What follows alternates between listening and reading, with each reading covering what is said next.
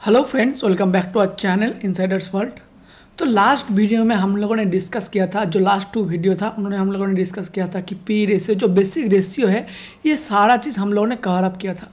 आज यहाँ पर और सारी चीज़ आप लोगों को दिख रहा है, जो है पीआरस हो गया, क्वार्टर्स हो गया, profit loss, balance sheet, cash flow. आज हम बेसिकली बैलेंस शीट और कैश फ्लो ये दोनों चीज़ को डिस्कवर करेंगे और ये किस तरीके से एनालिसिस किया जाता है, ये सारी चीज़ हम लोग आज इसी वीडियो में डिस्कस करने वाले हैं। तो वीडियो में बने रहिएगा। हम लोग ये सारी चीज़ एकदम डिटेल से कवर अप करेंगे और एकदम बेसिक लैंग्वेज से इसको सीखा जाएगा। तो यहाँ पर आप लोगों को दिख रहा है, पहले जो है बैलेंस शीट, हम लोगों ने पीआरस, क्वार्टर, ये सारे और एक वीडियो में कवर अप करेंगे और उस वीडियो में फंडामेंटल एनालिसिस खत्म हो जाएगा। उसके बाद हम लोग टेक्निकल एनालिसिस के अंदर घुसेंगे। तो आज का जो टॉपिक है वो बैलेंस शीट। तो बैलेंस शीट यहाँ पर आप लोग अगर क्लिक करोगे सिंपल बैलेंस शीट पे, तो यहाँ पर आप लोगों के पास इस तरीके का एक इंटरफेस आ रहा होगा बैलेंस शीट करके। यहाँ पर आप लोगों को दिख रहा है equity, capital, reserve, borrowing, other liabilities, total liabilities. अंत में क्या दिख रहा है आप लोगों को, जो लायबिलिटीज़ है वो सालाना बढ़ रहा है। तो ये सारी चीज़ होता क्या है और ये किस तरीके से रीड किया जाता है वो भी हम लोग देख लेते हैं। तो चलिए पहले चलते हैं एक्सेल पर। मैंने एक शीट रेडी किया है। तो बैलेंस शीट होता क्या है और इसको रीड कैसे किया जाता है। तो देखो, बैलेंस शीट होता है किसी भी कंपनी हो गया, उस कंपनी का जो एसेट है, एसेट मतलब उसके पास क्या क्या है, क्या उसके पास लोन है, क्या उसके पास चुकाना पड़ेगा, सारे चीज़ अगर एक तरह अगर मिक्स कर दोगे तो उसको बैलेंस शीट के अंदर कवर अप किया जाता है। तो यहाँ पर आप लोगों को दिख रहा है जो फॉर्मूला है बैलेंस शीट का, वो क्या है, asset is equal to liabilities plus equity. तो यहाँ पर आप लोगों का एसेट तो समझ में आ रहा होगा, एसेट उसके पास जो कुछ भी है। तो एक और टर्म आप लोगों के पास निकल के आ गया है यहाँ पर, लायबिलिटीज और इक्विटी। इक्विटी आप लोगों को पता है। तो ये लायबिलिटीज़ क्या है, अगर मैं सिंपल लैंग्वेज में बताऊँ तो लायबिलिटीज़ एक तरीके का लोन ही होता है, बट ये सीधा लोन नहीं बोला जाता। ये क्या होता है, हम लोग नेक्स्ट स्लाइड में चलते हैं और यहाँ पर देखते हैं किस तरीके से काम करता है। तो देखो नेक्स्ट स्लाइड में आ जाओ। तो यहाँ पर आप लोगों को दिख रहा होगा एसेट जो कंपनी के पास है, वो जो कंपनी एक कंपनी है उसके पास जो भी है, बैंक बैलेंस भी होगा, उसके पास जो कुछ भी है, जो अगर कोई भी कंपनी है और दूर दूर ट्रैवल करते हैं तो उसके पास कोई ट्रक भी होगा बड़ा बड़ा, उसके पास लैंड भी होगा, ऑफिस भी होगा, कंप्यूटर भी होगा, मतलब जो कुछ भी, कैश भी होगा, सीधा वो सारे चीज़ एसेट के अंदर आते हैं। मतलब वो कंपनी जो कुछ भी ओन करता है उसको एसेट बोला जाता है। बट लायबिलिटीज़ होता है, हम लोगों ने तो डिस्कस किया, एक तरीके का लोन होता है, बट लोन नहीं। मान लो किसी भी कंपनी के पास कोई भी लोन है, एक तरीके का हो गया, या किसी भी कंपनी के पास कुछ भी, ये मतलब कुछ भी उधार ले रखा है, कुछ भी उसको बस चुकाना पड़े, या फिर किसी भी कंपनी से वो लोन ले रखा है, कुछ भी ले रखा है, मतलब उसको जो कुछ भी है उसको अगर चुकाना पड़ेगा नेक्स्ट 1 ईयर, 2 ईयर, 3 ईयर वो चुकाना पड़ेगा बाद में, तो उसको लायबिलिटीज़ बोला जाता है। आप लोग सिंपल सीधा लैंग्वेज में इसको लोन की तरह भी समझो, क्योंकि लोन जो भी है इसको चुकाना ही पड़ेगा। अगर नहीं चुकाएगा तो कंपनी बाद में करप्शन भी हो सकता है, वो कंपनी डूब भी सकता है। तो लायबिलिटीज़ एक तरीके का लोन ही होता है, हम लोग की सिंपल लैंग्वेज में समझने की कोशिश की। उसके बाद है इक्विटी। इक्विटी मतलब उसके पास जो भी शेयर है उसको इक्विटी बोला जाता है, सीधा सा, ठीक है। अब आते हैं एसेट में से 2 एसेट होता है, एक होता है करंट एसेट, मतलब उसके पास अभी क्या है, एक होता है नॉन करंट एसेट। अब करंट एसेट में से क्या है, जो उसके पास कैश है, किसी कंपनी होगा तो उसके पास कुछ ना कुछ कैश तो होगा, तो उसको एक तरीके से करंट एसेट बोला जाता है। दूसरा है मनी, वो कंपनी कितना मनी, मतलब कस्टमर से कितना मनी ओन करता है, वो हो गया। और एक चीज़ और हो गया उसके पास जो भी गॉड्स, मतलब मान लो कोई भी सामान किसी भी कंपनी होगा तो कोई ना कोई तो सामान बिक रहा होगा, जो भी सामान बिक रहा होगा, जो भी सामान उसके पास है उसको गॉड्स बोला जाता है। और मान लो उसके पास एक तरीके का शेयर है, उसको एक तरीके का गॉड्स बोला जाता है, ठीक है। और यहाँ पर और एक चीज़ दिख रहा है आप लोगों को, non current asset. Non current asset में से क्या है, जो इसके पास फिक्स्ड है। फिक्स्ड मतलब क्या है, मान लो किसी भी कंपनी है और वो कंपनी जब भी है वो तो कुछ ना कुछ तो ओन करेगा, मतलब वो किसी भी बिल्डिंग के अंदर वो कंपनी रन करेगा, उसके पास जो कुछ भी एरर आएगा, जो कुछ भी कंपनी चलाने के लिए जो कुछ भी है, तो उसके पास एक ऑफिस होना जरूरी है। तो वो ऑफिस एक नॉन करंट एसेट में से है। किसी भी कंपनी होगा तो किसी भी मशीन से वगैरह तो कंपनी चल नहीं सकता। मान लो किसी भी सॉफ्टवेयर का कंपनी है तो सॉफ्टवेयर में करने के लिए उसको कंप्यूटर चाहिए होगा, या फिर कोई भी मैन्युफैक्चरिंग का कंपनी है तो उसको मैन्युफैक्चरिंग के लिए बड़ा बड़ा मशीन चाहिए होगा। तो ये भी एक नॉन करंट लायबिलिटीज होता है। इन्वेस्टमेंट, मान लो किसी भी कंपनी है और वो दूसरा किसी कंपनी पे या कोई बॉन्ड्स पे या कोई गोल्ड पे इन्वेस्ट करके रखा होगा तो उस केस में इसको बोला जाता है इन्वेस्टमेंट। ये एक तरीके का नॉन करंट एसेट हो जाता है। ये सारे चीज़ आप लोगों को पता समझ में आ गया होगा। करंट एसेट मतलब वो जो कुछ भी उसके पास करंट है, नॉन करंट ये हमेशा रहता ही है। नॉन करंट एसेट जो बिल्डिंग, मशीन, इन्वेस्टमेंट, ये सारा चीज़ नॉन करंट एसेट में से आता है। अब हम देखते हैं नेक्स्ट स्लाइड में आते हैं। यहाँ पर आप लोगों को दिख रहा होगा current asset, non current asset हम लोगों को समझ में आ गया। लायबिलिटीज़, लायबिलिटीज़ में से दो लायबिलिटीज़ होता है, एक होता है करंट लायबिलिटीज़, एक होता है non current liabilities. Current liabilities क्या है? अगर मान लो किसी भी कंपनी, हम लोगों ने मान लिया गवर्नमेंट से 1 करोड़ रुपीस लोन लेकर रखा है, ठीक है, और वो कितना पीरियड के लिए रखा? 1 ईयर, 1 ईयर के लिए रखा होगा। तो जो भी लोन या फिर कोई भी किसी भी उधार किसी तरीके का लोन जो उसके पास रहता है, वो अगर 1 साल के अंदर उस कंपनी के अंदर पेड करना पड़ेगा तो उसको एक तरीके का नॉन करंट लायबिलिटीज़ बोला जाता है। नॉन करंट लायबिलिटीज़ क्या होता है? मान लो एक कंपनी है और उस कंपनी में किसी भी बड़ा सा कोई इन्वेस्टर आके इन्वेस्ट कर दिया होगा, कुछ भी मनी फ्लो किया होगा और वो बाद में निकल लेगा। और ये किस तरीके से डील होता है? उन लोग डील करते हैं, एक फिक्स डील रहता है। कोई भी किसी भी लोग रहते हैं 3 इयर्स का डील रहता है, कोई भी आके 5 इयर्स, कोई भी आके 10 साल, इस तरीके का बड़ा सा जो 1 साल से ज़्यादा, मतलब 1 साल के बाद उसको चुकाना पड़ेगा, तो उस केस में उसको बोला जाता है नॉन करंट लायबिलिटीज़। तो ये भी आप लोगों को समझ में आ रहा होगा, current liabilities, non current liabilities. तीसरा हम लोग देखते हैं इक्विटी। इक्विटी किस तरीके से काम करता है? तो इक्विटी के अंदर आप लोग आओगे, इक्विटी के मतलब होता है शेयर्स, वो तो हम लोगों ने सब लोगों को पता होगा। शेयर्स कैपिटल मानी इन्वेस्टमेंट बाय ओन्स, मतलब किसी भी कंपनी, उस कंपनी के अंदर, मतलब एक कंपनी है, मान लो रिलायंस का एग्जांपल ले रहे हैं हम, अगर वो कंपनी उसी कंपनी अगर अंदर इन्वेस्टमेंट कर रहा होगा तो उसको इक्विटी बोलते हैं। ये आप लोगों को समझ में उतना ज़्यादा जरूरी नहीं है।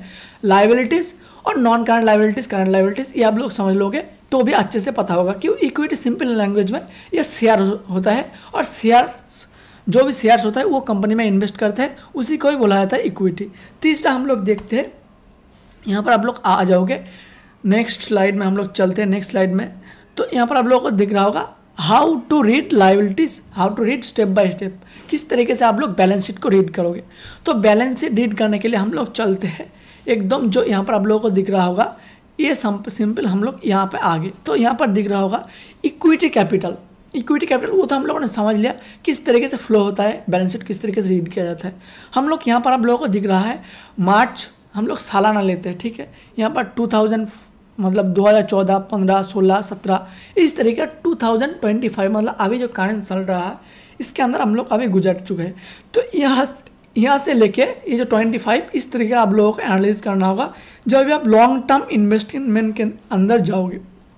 तो लॉन्ग टर्म इन्वेस्टमेंट जब भी करोगे तो यहाँ पर क्या क्या आप लोगों को देखना रहेगा। तो सिंपल देखोगे इक्विटी कैपिटल वो सालाना क्या बढ़ रहा है, यहाँ पर आप लोगों को देखोगे करीबन 3000 के आसपास था। ये अब हर साल बढ़ता हुआ जा रहा है।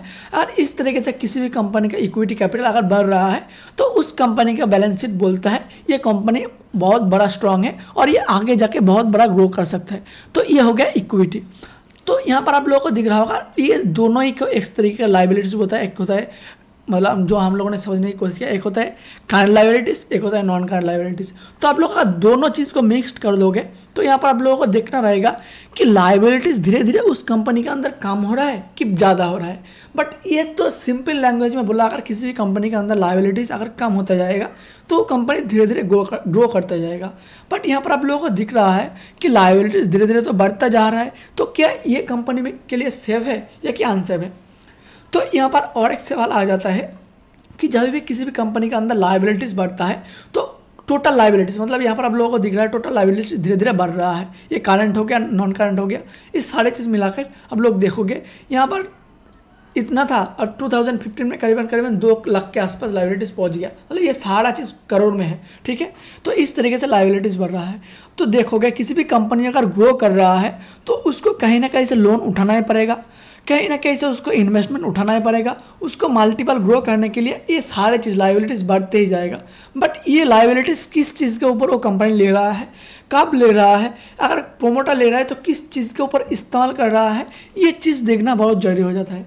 तो जब भी लायबिलिटीज़ को देखो बढ़ रहा है ठीक है बढ़ने दो, बट किस चीज़ के ऊपर। मान लो एक कंपनी है और वो सिंपल हम लोग रिलायंस के एग्जांपल लेते हैं, 1 करोड़ किसी भी कंपनी, मतलब ये 1 करोड़ किसी भी कंपनी से वो लोन ले रखा है, ठीक है। तो ये लोन क्या वो बिजनेस ग्रो करने के लिए कर रहा है, या फिर किसी भी कंपनी अगर इसमें 1 करोड़ रुपए इन्वेस्ट था वो फिर से इन्वेस्टमेंट कर रहा है, और जो दूसरा कंपनी पहले इन्वेस्टमेंट कर चुका था वो इनको दे रहा है और इन लोग बाहर हो रहा है बिजनेस से। तो इसका मतलब क्या होता है, जब भी कंपनी से अंदर बड़ा बड़ा इन्वेस्टर बाहर हो जाता है तो उस केस में उस कंपनी आगे जाके फॉल हो सकता है। तो इसीलिए आप लोगों को देखना बहुत जरूरी हो जाता है कि लाइबिलिटीज आगे जाके या बढ़ रहा है या कि घट रहा है, और किस तरीके से किस चीज़ के ऊपर इस्तेमाल किया जा रहा है, ठीक है। ये तो हो गया लाइबिलिटीज की बात। यहाँ पर और एक चीज़ आप लोगों को दिखना जरूरी है जो कि सबसे ज़्यादा है, वो है फिक्स्ड एसिड। एसिड क्या है, यहाँ पर ये सारी चीज़ को आप लोग देखो, इन्वेस्टमेंट हो गया, इन्वेस्टमेंट ये कंपनी धीरे धीरे बढ़ रहा है, ठीक है। यहाँ पर देखोगे 16,000 के आसपास था, फिर 82, यहाँ पर धीरे धीरे 3,64,000, यहाँ पर धीरे धीरे आके बढ़ रहा है। अभी थोड़ा सा कम हो रहा है बट ठीक है, ये कभी कभी सालाना कम हो जाता है, क्योंकि जब एक साल अगर देखोगे किसी भी बिजनेस इस तरीके से ग्रो नहीं करता, नीचे आएगा फिर ऊपर जाएगा फिर नीचे आएगा, तो धीरे धीरे ग्रो होता है। तो आप लोगों को दिखना जरूरी है कि सालाना ये बढ़ रहा है या कि घट रहा है। तो सिंपल आप लोग जाओ और एसिड में आप लोग टोटल एसिड में से देखो क्या टोटल एसिड सालाना मतलब साल ये बढ़ रहा है या कि घट रहा है। अगर सालाना हर साल टोटल एसिड धीरे धीरे बढ़ रहा है तो वो कंपनी हम लोग मानते हैं कि आगे जाके बहुत ज़्यादा ग्रो करेगा, और इसीलिए ये बैलेंस शीट बहुत ज़्यादा देखने आप लोगों को जरूरी हो जाता है। तो यहाँ पर आप लोगों को क्या सीखने के लिए मिला कि इक्विटी कैपिटल धीरे धीरे बढ़ना चाहिए, एक चीज़। दो चीज़ क्या है, फिक्स्ड एसिड धीरे धीरे बढ़ना चाहिए। लाइबिलिटीज बढ़ रहा है ठीक है, बट किस चीज़ के ऊपर इस्तेमाल किया जा रहा है। अगर वो हम लोगों ने डिस्कस किया, अगर किसी भी इन्वेस्टमेंट ले रहा है और जो पुराना इन्वेस्टमेंट था वो मनी लेके इन लोग बाहर हो रहा है, तो इस केस में जो इस कंपनी को बुरा माना जाता है। तो आप लोगों को देखना बहुत ज़्यादा जरूरी है कि लाइबिलिटीज़ किस चीज़ के ऊपर इस्तेमाल किया जा रहा है, ठीक है। ये सारे चीज़ हम लोगों ने डिस्कस किया कि बैलेंस शीट किस तरीके से आप लोग डिस्कस करते हो और ये किस तरीके से रीड किया जाता है, ठीक है। और एक चीज़ हम लोग डिस्कस कर ही लेते हैं, कैश फ्लो। कैश फ्लो क्या होता है, मान लो किसी भी कंपनी के अंदर हम लोग मानते हैं 1 लाख रुपए था और 1 लाख रुपए से वो बिजनेस स्टार्ट कर रहा है अभी 2025 में वो बिजनेस स्टार्ट कर रहा है। ये अगर धीरे धीरे 2013 तक जाएगा और ये बिजनेस, इसका हम लोग मानते हैं मार्केट कैपिटलाइजेशन था 1 करोड़ का मार्केट कैपिटलाइजेशन था, तो इसको अगर 10 करोड़ 20 करोड़ 30 करोड़ जाना पड़ेगा, तो इसका जो कैश था, इसके पास जो कैश फ्लो था, कैश फ्लो का मतलब क्या, उसके पास जो हार्ड कैश था, उसके पास जो इन्वेस्टर था, जो उसके पास शेयर था, वो धीरे धीरे बढ़ना चाहिए। तो ये सिंपल मतलब है, अगर किसी भी कंपनी को ग्रो करना होगा तो उसका जो ग्रोइंग रेट है, वो ग्रोइंग रेट बढ़ने के लिए क्या बढ़ना जरूरी है, उसका cash flow. Net cash flow आप लोगों को दिख रहा है पहले नेगेटिव था, अब धीरे धीरे ये देखोगे पॉजिटिव की तरफ आ रहा है। तो यहाँ पर आप लोगों को देखना बहुत ज़्यादा जरूरी है कि कैश फ्लो क्या धीरे धीरे बढ़ रहा है या फिर घट रहा है। जब भी किसी कंपनी के अंदर कैश फ्लो बढ़ता है तो वो कंपनी बहुत ज़्यादा अच्छा माना जाता है। तो आज का इस वीडियो में हम लोगों ने डिस्कस किया कि कैश फ्लो किस तरीके से रीड किया जाता है, और बैलेंस शीट जो मेन पार्ट था बैलेंस शीट वो किस तरीके से डिस्कस किया जाता है, ये हम लोगों ने आज का वीडियो में डिस्कस किया। अभी आने वाले वीडियो में हम लोगों ने डिस्कस करेंगे कि एनालिसिस मतलब पीआर्स क्या होता है। ये जो लास्ट वीडियो में हम लोगों ने डिस्कस किया, मतलब करेंगे कि सारा चीज़ मिला के हम लोग किस तरीके से कंपनी को मतलब सिलेक्ट करेंगे कि इसी कंपनी के अंदर हम लोग इन्वेस्टमेंट करेंगे। तो वो वीडियो आप लोग अगर देखना चाहते हो तो इस वीडियो में कमेंट करना। अगर इस वीडियो को अच्छा लगा तो लाइक एंड शेयर और फ्रेंड्स। मिलते हैं नेक्स्ट वीडियो में, तब तक के लिए बाय बाय, थैंक यू।